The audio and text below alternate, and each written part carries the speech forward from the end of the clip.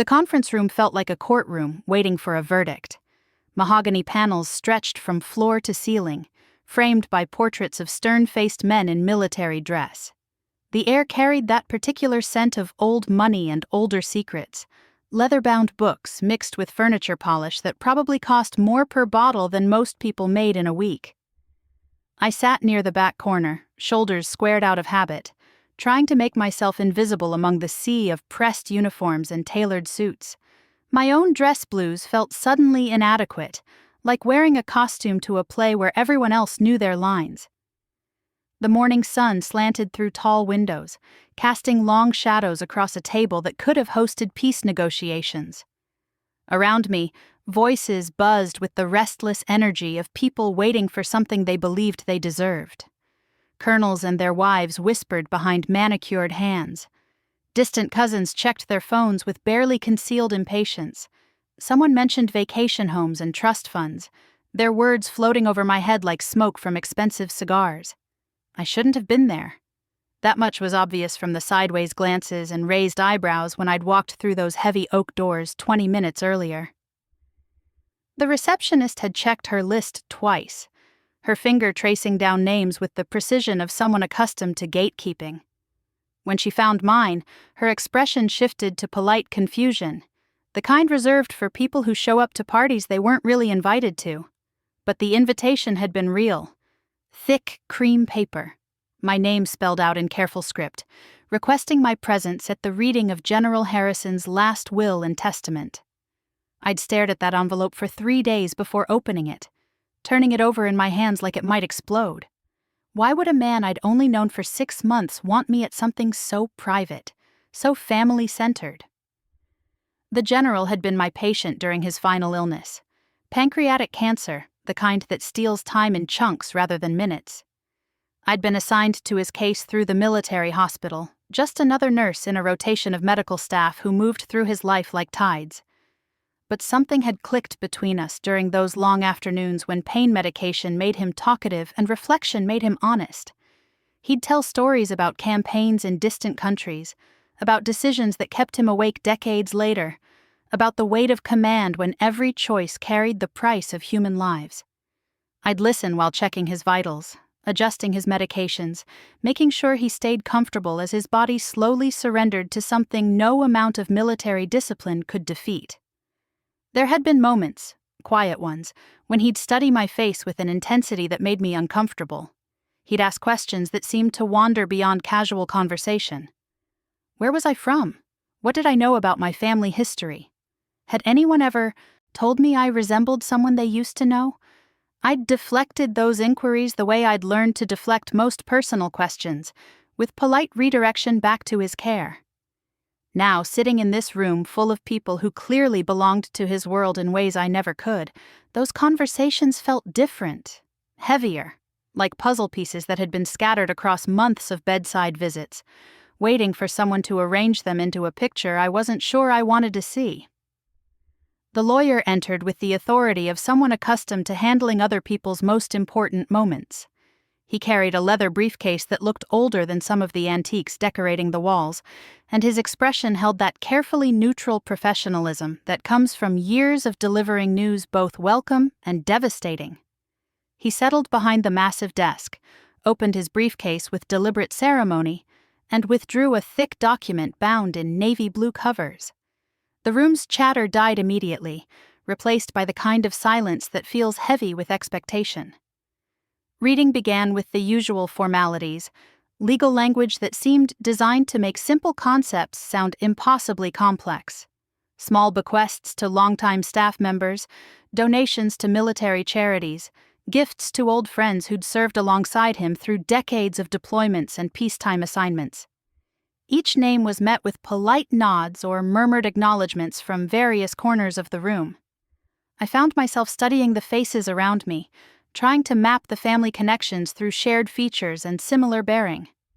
The general's brother sat in the front row, his posture mirror-perfect, medals catching the light whenever he shifted.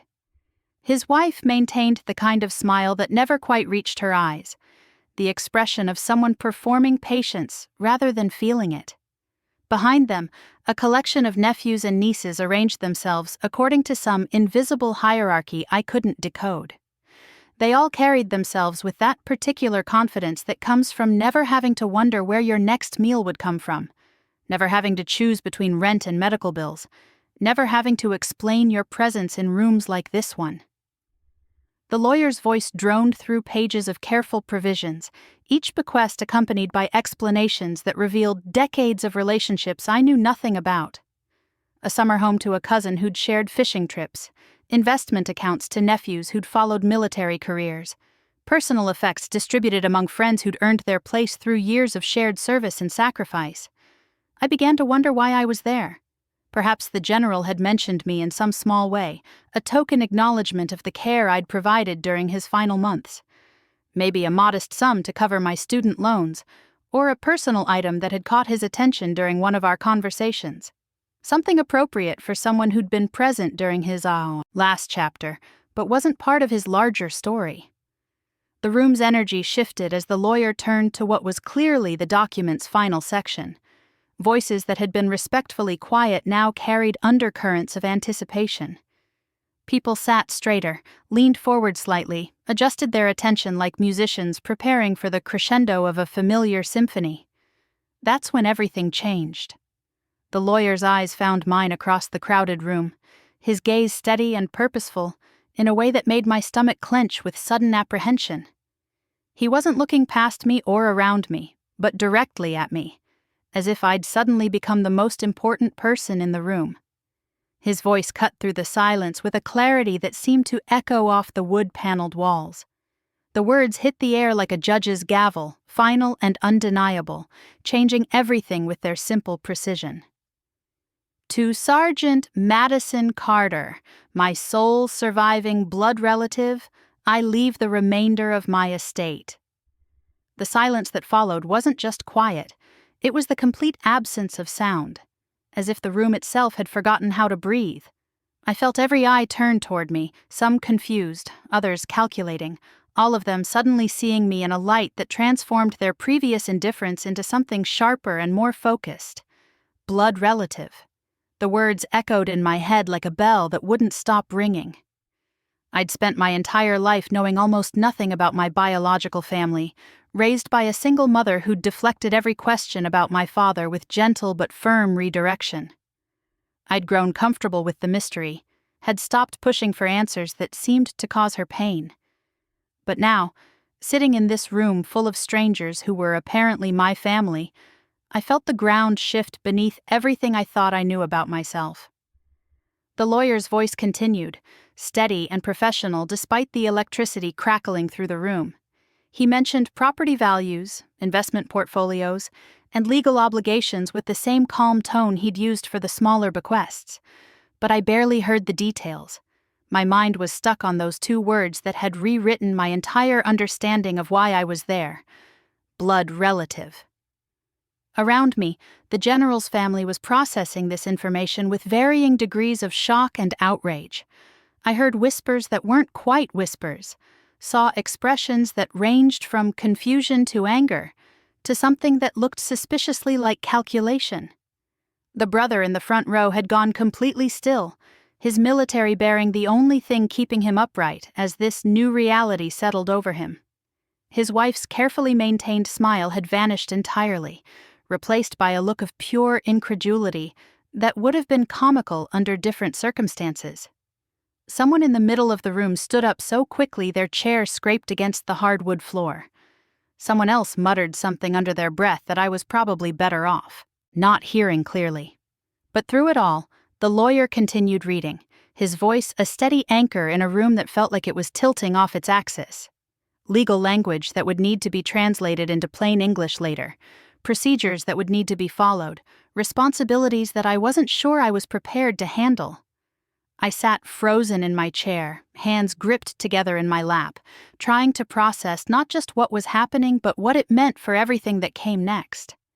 An hour ago, I'd been a nurse who'd cared for a dying general. Now I was apparently his heir, connected to him by ties I'd never known existed, inheriting a life I'd never imagined could be mine.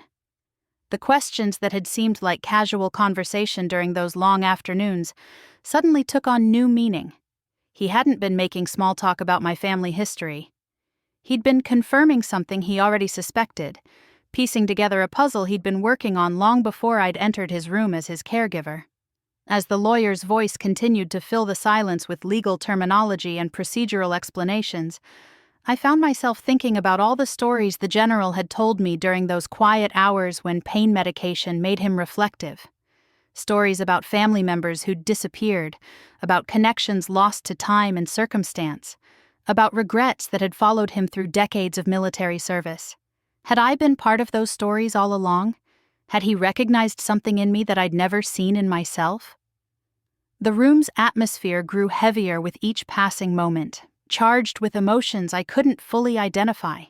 Shock was obvious enough, but beneath it ran currents of resentment and confusion that seemed to be building toward something that might not stay polite much longer. The lawyer's final words hung in the air like smoke from a discharged weapon. I could feel the weight of stares pressing against my skin, each gaze carrying its own mixture of disbelief and growing hostility. The general's brother slowly turned in his chair, his face cycling through expressions I couldn't quite read. Confusion gave way to suspicion, which hardened into something colder.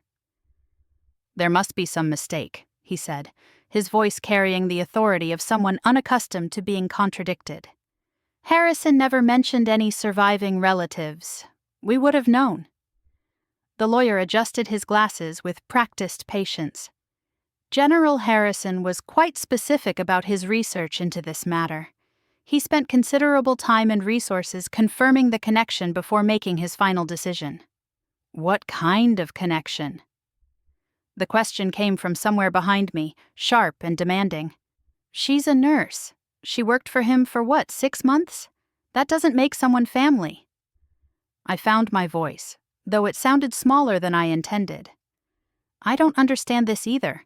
I never knew the general before his illness. My mother never mentioned any military connections in our family." "Your mother?" The lawyer repeated the words carefully, as if they held particular significance. "What was your mother's maiden name, Sergeant Carter?" The question felt loaded, dangerous in a way I couldn't explain. "Harrison. Sarah Harrison. But it's a common name. That doesn't mean anything." The silence that followed was different from before. This wasn't shock or confusion. This was recognition, the kind that comes when scattered pieces suddenly form a picture nobody wanted to see. The general's brother stood slowly, his movements deliberate and controlled in the way that military training never quite leaves the body. When he spoke, his voice carried decades of command authority mixed with something that sounded suspiciously like fear. "Sarah Harrison left this family 31 years ago. She disappeared without explanation, cutting all contact. If you're suggesting that this nurse is somehow connected to that situation, I need to see proof." The lawyer reached into his briefcase again, this time withdrawing a manila folder thick with documents.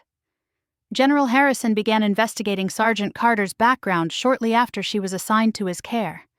He noticed certain resemblances, certain mannerisms that reminded him of someone from his past." My hands started trembling, and I pressed them flat against my legs to stop the shaking. 31 years ago. That would place the timeline right around my birth, around the period my mother always deflected questions about, around the gaps in family history that I'd learned to stop asking about.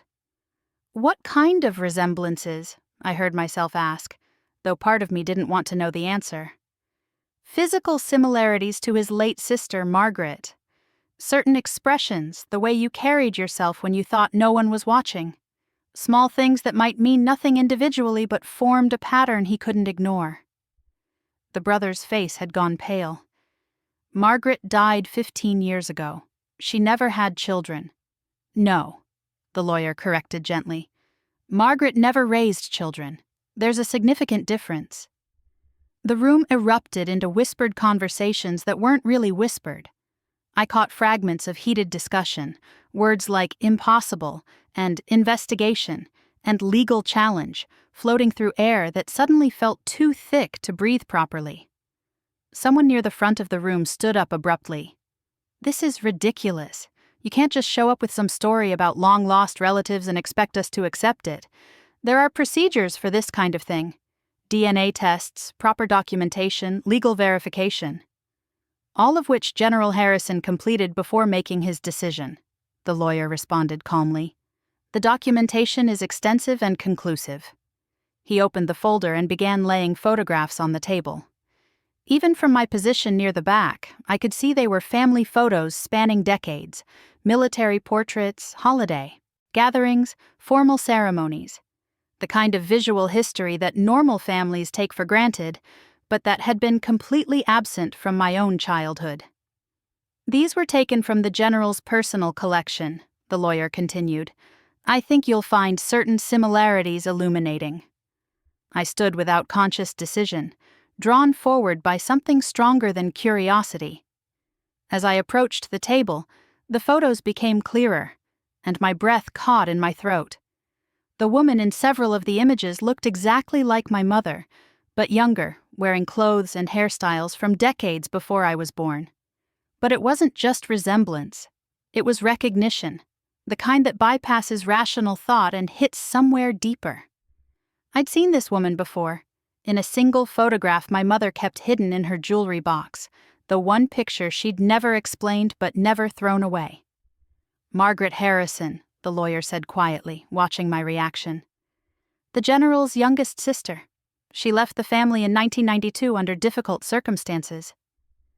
My voice came out as barely more than a whisper. "What kind of circumstances?" The General's brother had moved closer, his expression shifting between anger and something that might have been grief. "She fell in love with someone the family didn't approve of. When we tried to intervene, she disappeared, changed her name, severed all contact. We spent years trying to find her." "And you never did?" "We found traces here and there. Sarah Harrison in various cities, working different jobs, never staying anywhere long enough to establish real roots. But she was careful. She didn't want to be found." The pieces were clicking together in my mind, forming a picture that explained so many of the mysteries from my childhood. My mother's reluctance to discuss family history, the way she'd always seemed to be looking over her shoulder, as if expecting someone to find us. The careful distance she'd maintained from anything that might connect us to a past she'd worked so hard to escape. "Why didn't she want to be found?" I asked, though I wasn't sure I wanted to hear the answer. The silence stretched uncomfortably before the brother responded. "Because she knew what kind of life she was choosing, and she knew what kind of life she was choosing for her daughter." There was judgment in his tone, disapproval that had apparently survived 31 years of separation. I felt my spine straighten in response, muscle memory from years of dealing with people who thought they knew better than I did about my own life. "What's that supposed to mean?" "It means she chose poverty over family, struggle over security, isolation over belonging. She chose to raise her child without the advantages that came with the Harrison name." "Maybe she chose freedom over control," I said, surprising myself with the sharpness in my voice. "Maybe she chose to make her own decisions rather than let someone else make them for her." The brother's expression hardened. "Is that what she told you? That we were controlling? That we drove her away?" "She didn't tell me anything. She never talked about any family at all. I didn't even know I had relatives until 20 minutes ago." "Then you don't know the whole story." "Neither do you, apparently." The words came out before I could stop them, carrying more defiance than I'd intended. If you'd spent 31 years looking for someone and never found them, maybe the problem wasn't their hiding, maybe the problem was what they were hiding from. The room had gone quiet again, but this time the silence felt different. Charged with tension that had been building since the lawyer first spoke my name, since the moment this carefully planned gathering had been derailed by a truth nobody seemed prepared to handle. I looked around at the faces watching me, searching for any sign of welcome or acceptance. Instead, I saw calculation, resentment, and something that looked suspiciously like fear. These people weren't seeing a long-lost family member who'd finally come home. They were seeing a threat to everything they'd believed about their inheritance, their status, their carefully maintained world. The lawyer cleared his throat, drawing attention back to the documents spread across the table. There are, of course, legal procedures that will need to be followed, paperwork to be filed, arrangements to be made. But the general's will is quite clear and legally binding. "We'll contest it," someone said from the back of the room. "This whole situation is suspicious. The timing, the circumstances, the convenient discovery of a relative nobody knew existed." "That's your right," the lawyer acknowledged. "But I should warn you that General Harrison anticipated such challenges. His documentation is extensive and his legal reasoning is sound. Any contest will likely be unsuccessful and expensive." I found myself thinking about my mother during her final illness, the way she'd grown increasingly agitated as her condition worsened. She'd talked about things that needed to be said, apologies that needed to be made, connections that needed to be restored. I'd assumed she was referring to old friends, former colleagues, the normal regrets that accumulate over a lifetime. But maybe she'd been thinking about family. Maybe she'd known this day would come eventually, when the truth she'd worked so hard to bury would finally surface. Maybe that's why she'd kept that single photograph hidden in her jewelry box, the one picture she couldn't bring herself to throw away despite everything else she'd left behind. The weight of inheritance felt heavier than any amount of money or property. It came with questions I wasn't sure I wanted answered, responsibilities I wasn't certain I could handle, and connections to people who clearly didn't want me among them. Them. The lawyer seemed to sense the mounting tension in the room, the way conversations were fragmenting into hostile whispers and barely contained accusations. He closed the manila folder with deliberate care and straightened his tie, a gesture that somehow commanded attention without raising his voice. "Before we proceed further, I think it would be beneficial for everyone to understand the full scope of General Harrison's investigation," he said, his tone measured and professional. This wasn't a decision made lightly or quickly. The general spent the better part of a year confirming the details before making any changes to his will. He reached into his briefcase once more, this time producing a leather-bound journal that looked well-worn, its edges softened by frequent handling. The general kept detailed records of his search, including correspondence with various agencies, interviews with former colleagues, and documentation of his findings. My throat felt dry as sandpaper. What kind of findings? Perhaps it would be better if I read directly from his notes. The lawyer opened the journal, pages crackling with age. Entry dated March 15th, 2 months after Sergeant Carter was assigned to my care. The resemblance is undeniable. Same bone structure as Margaret, same way of tilting her head when concentrating. But it's more than physical similarity. There's something in her manner, her quiet competence, that reminds me of how Margaret used to move through the world before everything went wrong. I felt heat rise in my cheeks as every eye in the room focused on me with renewed intensity. The general's brother had gone completely still, his face a mask of controlled emotion that probably concealed more than it revealed. The lawyer continued reading. Entry dated April 3rd. Asked Carter about her family history today. She deflects questions the same way Margaret used to, with that particular combination of politeness and steel. Her mother was Sarah Harrison, born 1965, which would make her the right age. The timeline fits perfectly with Margaret's disappearance. "This is circumstantial evidence," someone protested from across the room. "Resemblances and timelines don't prove anything definitive." "No," the lawyer agreed, which is why General Harrison took additional steps. He turned several pages, his finger tracing lines of the general's careful handwriting. Entry dated May 20th. Hired private investigator to trace Sarah Harrison's movements. Found birth certificate for Madison Elizabeth Carter, born October 12, 1992. Mother listed as Sarah Margaret Harrison. Father unknown. The room went dead silent. I could hear my own heartbeat pounding in my ears, could feel the weight of revelation settling over everything like dust after an explosion. October 12, 1992. My birthday. The date that had never seemed significant beyond cake and presents, now suddenly carrying the weight of family history I'd never known existed. "There's more," the lawyer continued, his voice gentler now, as if he understood the magnitude of what he was revealing. Entry dated June 8th. Contacted St. Mary's Hospital in Denver. Records confirm that Sarah Margaret Harrison gave birth to a daughter on October 12, 1992. No father listed on original birth certificate. Hospital staff remembered her because she was alone during delivery, no family present, and she left against medical advice 2 days later.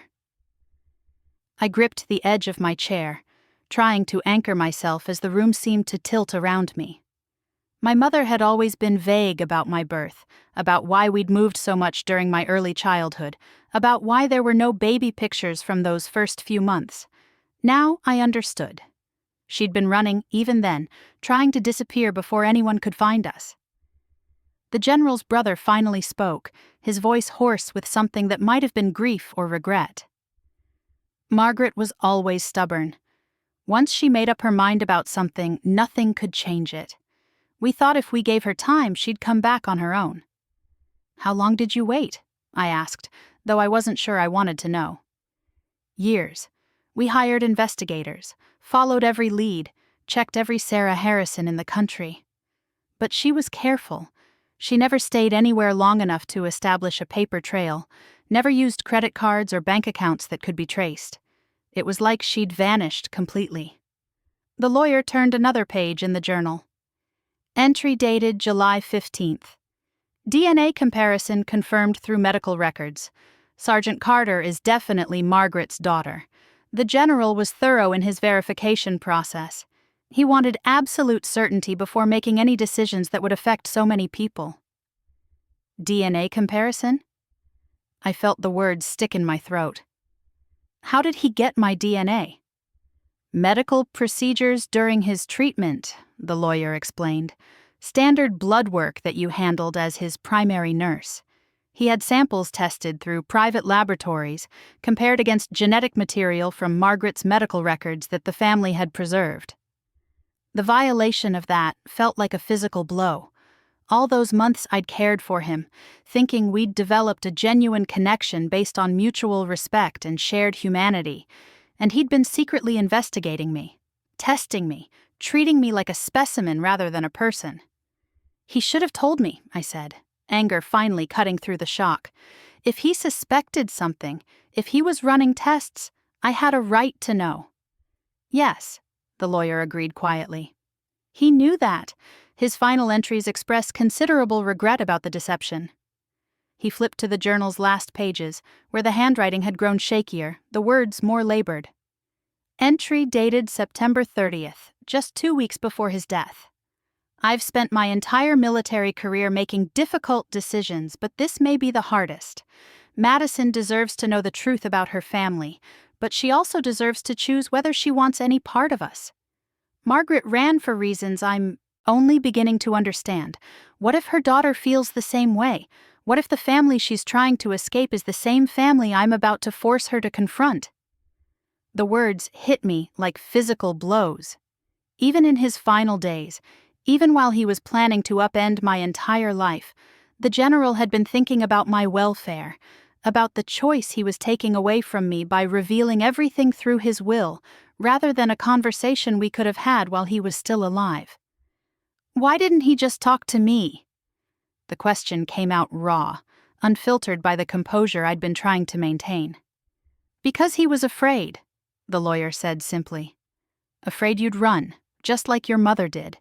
Afraid you'd disappear before he could make things right." "Make what right?" The general's brother stood slowly, his movements careful and deliberate. When he spoke, his voice carried decades of regret. "The reason Margaret left, the reason she never came back, the reason she spent 31 years hiding from us." "What reason?"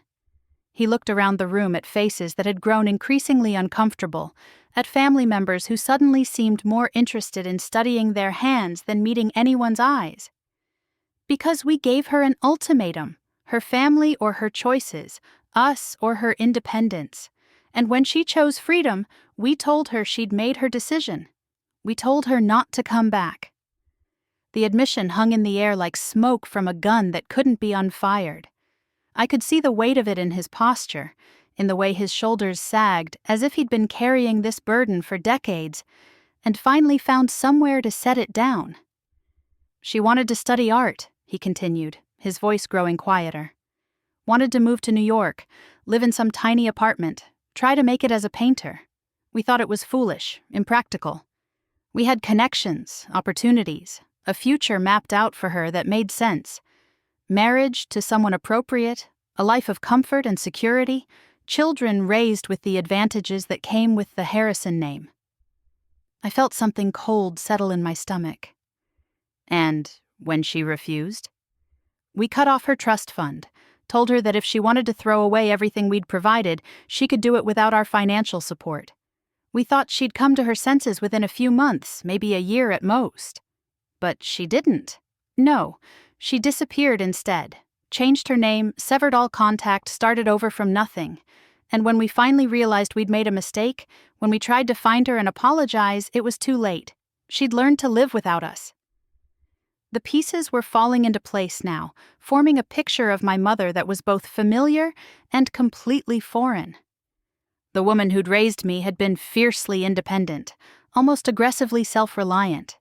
She'd worked multiple jobs, put herself through nursing school, built a life from scratch without ever accepting help from anyone.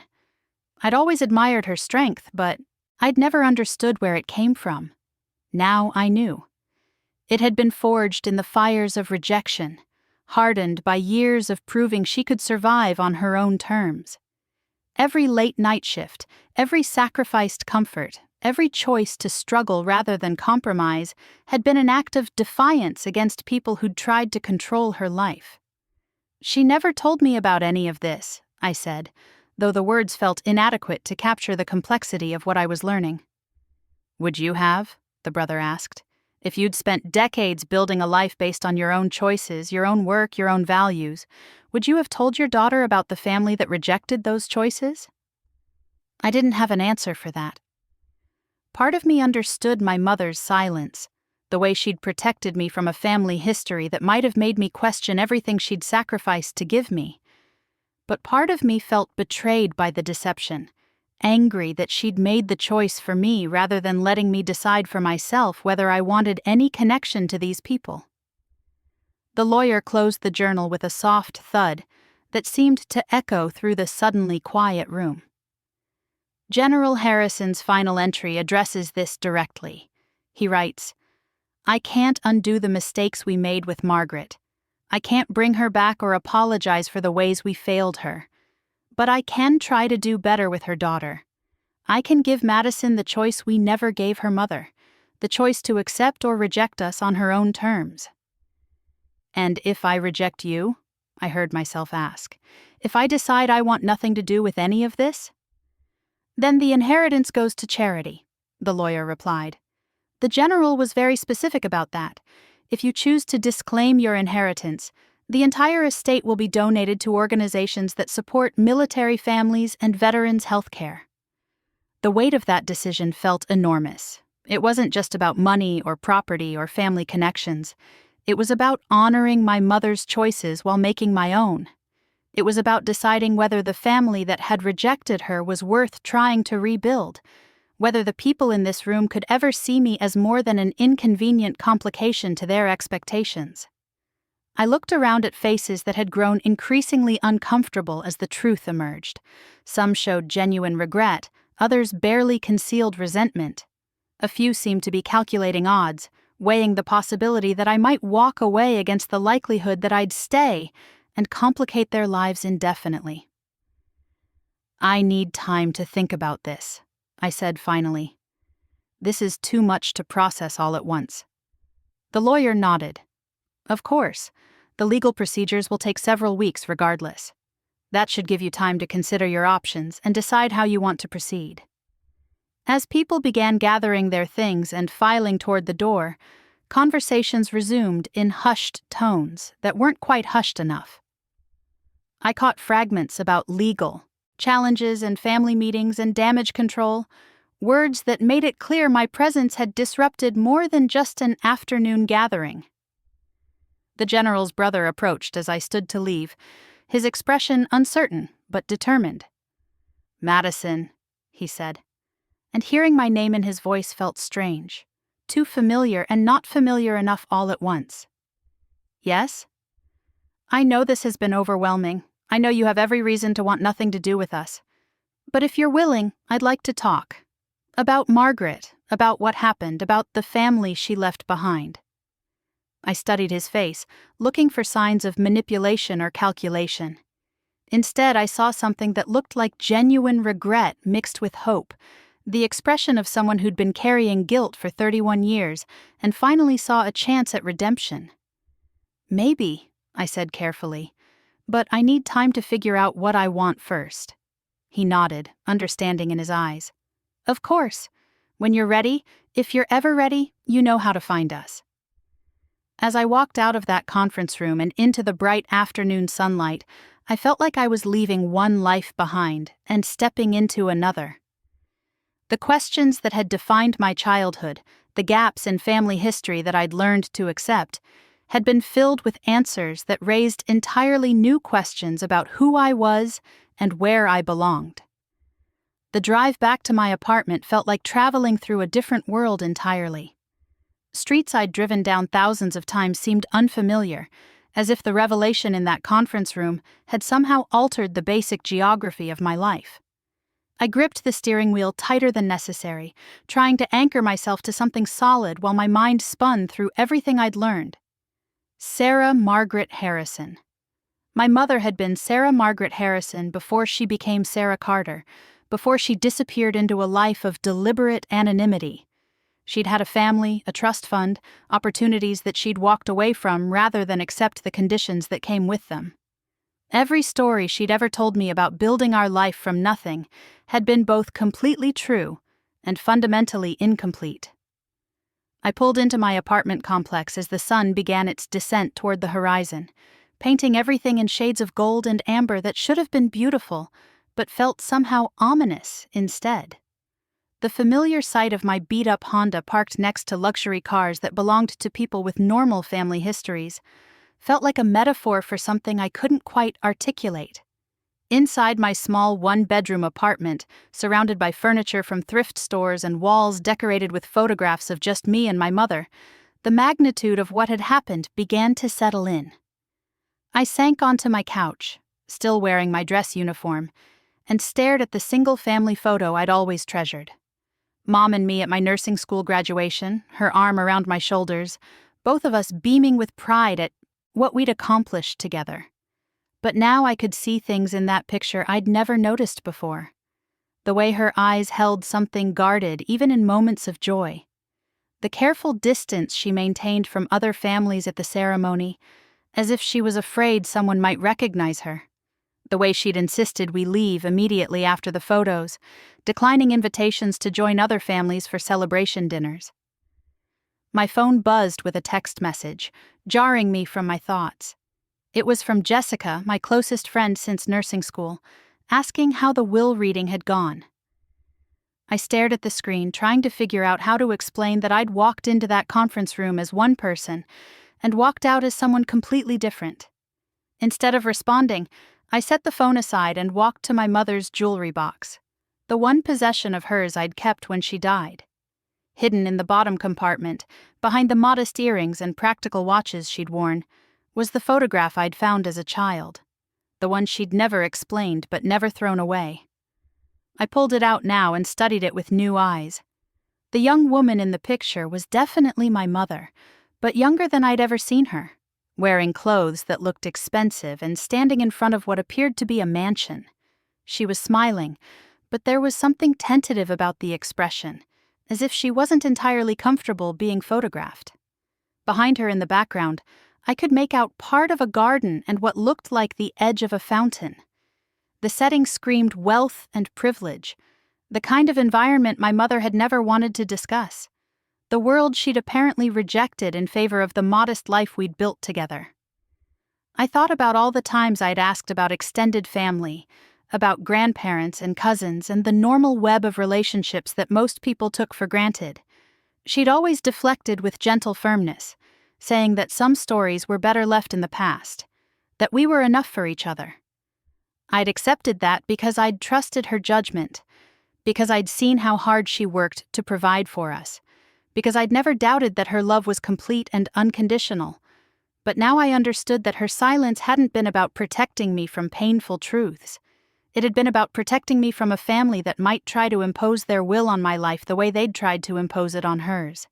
She'd chosen struggle over control, uncertainty over security, because she'd valued freedom more than comfort. The realization hit me with unexpected force. Every late night she'd worked, every sacrifice she'd made, every time she'd chosen the harder path rather than accepting help from sources I'd never known existed, had been an act of love. Not just for me, but for the principle that people should be allowed to make their own choices, even when those choices led to difficulty. I found myself crying then, not from grief, but from a kind of overwhelming gratitude mixed with anger that I couldn't quite direct anywhere useful. I was grateful for the strength she'd shown, for the independence she'd modeled, for the way she'd taught me that worth came from work rather than inheritance. But I was angry that she'd had to make those choices at all, angry at the family that had forced her into an impossible position, angry that she'd died without ever knowing whether she'd been forgiven. The phone rang, startling me out of my emotional spiral. It was an unknown number, but something made me answer anyway. "Miss Carter, this is David Harrison." The voice was uncertain but determined, carrying the same authority I'd heard in the conference room. "I hope you don't mind me calling. I got your number from the hospital's directory." I wiped my eyes quickly, though he couldn't see me. "What can I do for you, Mr. Harrison?" I was hoping we could talk, not about the inheritance or the legal aspects, just about Margaret, about your mother. There are things you should know, things that might help you understand what happened. Part of me wanted to hang up, to retreat into the familiar safety of not knowing, of accepting the mysteries rather than confronting the complications they revealed. But a larger part of me needed answers, needed to understand the full scope of what my mother had walked away from, and why. "Where?" I asked. "There's a coffee shop on 5th Street near the hospital. Neutral ground, nothing fancy. Tomorrow evening, if you're willing." I hesitated, thinking about the hostile faces in that conference room, about the calculations I'd seen in people's eyes when they realized I represented a threat to their expectations. "Will anyone else be there?" "Just me, I give you my word." Something in his tone convinced me. Maybe it was exhaustion from carrying questions I'd never been able to answer. Maybe it was curiosity about the family my mother had never described. Maybe it was simply the need to understand what kind of people could drive someone to choose poverty over belonging. 7 o'clock, I said. "Thank you, Madison. I know this isn't easy." After we hung up, I sat in the growing darkness of my apartment, trying to imagine what that conversation might reveal. David Harrison had been in that room when his family had given my mother an ultimatum. He'd watched her choose independence over security, watched her walk away from everything they'd offered. He'd lived with the consequences of that decision for 31 years. What could he possibly say that would explain any of it? What words could bridge the gap between the life my mother had chosen and the life she'd rejected? What understanding could emerge from a meeting between someone who'd benefited from family wealth and someone who'd been raised to distrust everything that wealth represented? I thought about the general's journal entries, about his growing certainty that I was Margaret's daughter, about the careful investigation he'd conducted without my knowledge or consent. There was something both touching and unsettling about his desire to make amends for mistakes he'd witnessed, but perhaps hadn't prevented. His final gift wasn't just money or property. It was the choice he felt my mother had been denied, the opportunity to accept or reject family on my own terms. But choice implied having enough information to make an informed decision. And despite everything I'd learned in that conference room, I still felt like I was operating with incomplete information, trying to solve a puzzle with pieces that didn't quite fit together. My phone buzzed again. This time it was a voicemail from the lawyer, explaining procedures I'd need to follow, timelines I'd need to meet, decisions I'd need to make about everything from property management to charitable distributions. The practical aspects of inheritance that nobody prepared you for when your entire understanding of your family history got rewritten in a single afternoon. As I turned off the lights and prepared for bed that night, I realized that the question the lawyer had asked wasn't really about whether I knew my parents. It was about whether I was ready to know myself. The woman who'd walked into that conference room had been someone with a simple story, a clear identity, a life built on the foundation of everything my mother had taught me about independence and self-reliance. The woman who'd walked out carried the weight of choices that weren't hers, inheritance that came with strings attached to people who might never accept her, and the knowledge that every assumption about her past had been carefully constructed to protect her from a truth that was finally demanding to be acknowledged. Tomorrow I would sit across from a man who'd watched my mother disappear, who'd lived with decades of regret about decisions that had shaped my entire existence before I was even born. I would listen to his version of events and try to reconcile it with the woman who'd raised me, who'd worked double shifts and sacrificed everything to give me a life free from the complications that wealth and family expectations could bring. But tonight, in the quiet of my apartment, surrounded by the modest possessions that represented the life my mother and I had built together, I understood something fundamental. The question wasn't whether I would accept or reject the Harrison family's attempts at reconciliation. The question was whether I could honor my mother's courage while still allowing myself the luxury of choice she'd never been given. Whatever I decided, it would be my decision to make. And maybe that's all she'd ever really wanted for me. The freedom to choose my own path, even if it led me back to the family she'd spent a lifetime running from.